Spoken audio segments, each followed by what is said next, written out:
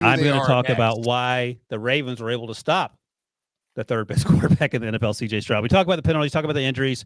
Something else I want to note real quick, and then you guys can chime in, and then we'll take a break after this. Wait, who are the quarterbacks ahead of Stroud? No run game for the Texans.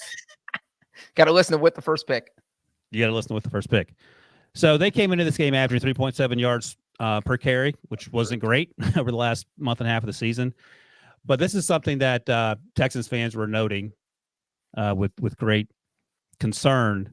Devin Singletary, who did the bulk of the carrying for this team, carried the ball on first down. 6 of his 9 carries were on 1st and 10. He had averaged, until he ran for 8 yards early in the third quarter, he was averaging something like 0.08 yards per carry.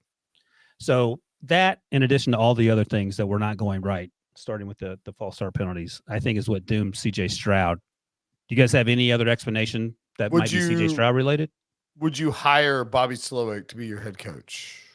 Yeah, I thought Bobby Slowick did a pretty good job under some trying circumstances.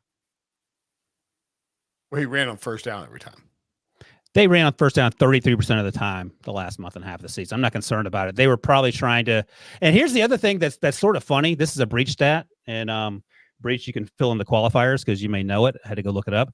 The Ravens were giving up 5 yards per carry since week 13. They were one of the worst teams yards per carry wise defensively. Now, some of that is the week 18 matchup breach, as you're going to say, against the Steelers, where the Steelers were playing for something. The Dolphins were in that mix. They ran up on them the week before. San Francisco was the week before that, where they were getting chunks, but then they got the doors blown off, the 49ers did. And then the Rams in week 14. So all those teams can run the ball really well. And maybe Slowick was trying to take some of the pressure off of CJ, not knowing they didn't have the receivers there because of injury. But after the first 5 carries, maybe you mix it up a little bit. Yeah, it was a little weird. I mean, you look at their first two first downs where they actually threw the ball, went for an 11-yard gain and a 9-yard gain. I get it. And then you have these runs going for 0 yards or going for -1 yard.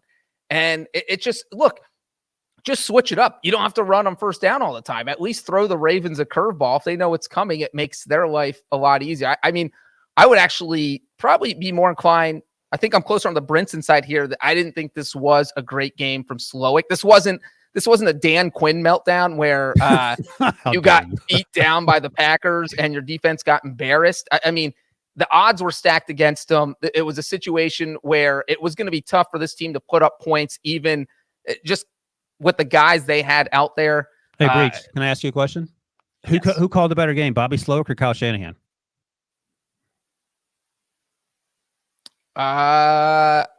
Probably I'll go with Kyle, but it's closer. It's close, right? Yeah, it's close. I mean, but Brock Purdy didn't play great. So I mean, look, that's the point. Yeah. It's close. End of the half, Kyle Shanahan thing just rubbed me the wrong way. And that's all anybody be talking about in that game if the 49ers had lost.